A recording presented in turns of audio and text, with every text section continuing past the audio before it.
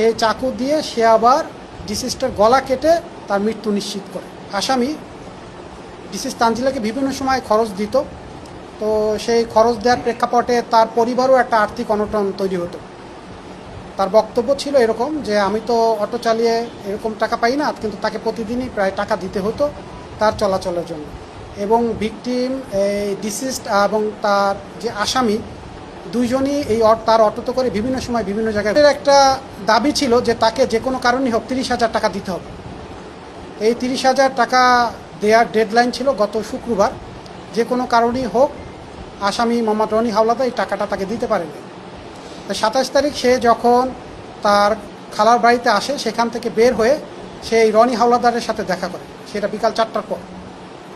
তখন তার এই পূর্বে যে টাকাটা সে দিতে পারলো না, এটা নিয়ে তাদের মধ্যে তীব্র তর্ক বিতর্ক তৈরি হয়, বাকবিতণ্ডা তৈরি হয়।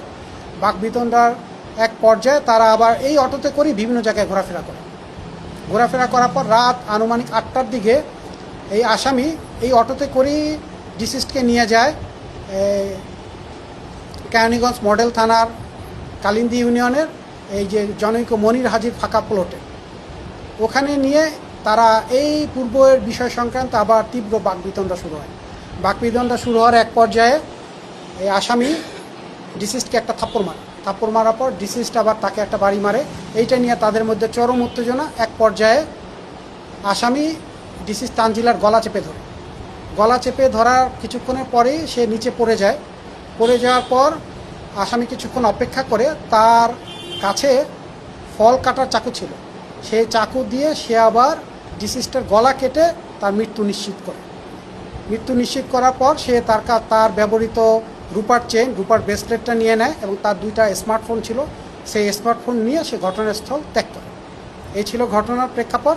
তা আমরা ঘটনা জানার পর থেকেই আমাদের অতিরিক্ত আইজিপি স্যার মহোদয়ের নির্দেশনায় দ্রুত ঘটনাস্থল ভিজিট করে এটা গোয়েন্দা তথ্য সংগ্রহ করে অন্যান্য তথ্যপত্র বিশ্লেষণ করে ওই রাতেই আসামিকে গ্রেপ্তার করি এবং পরের দিনই সে স্বীকারোক্তিমূলক জবানবন্দি প্রদান করে।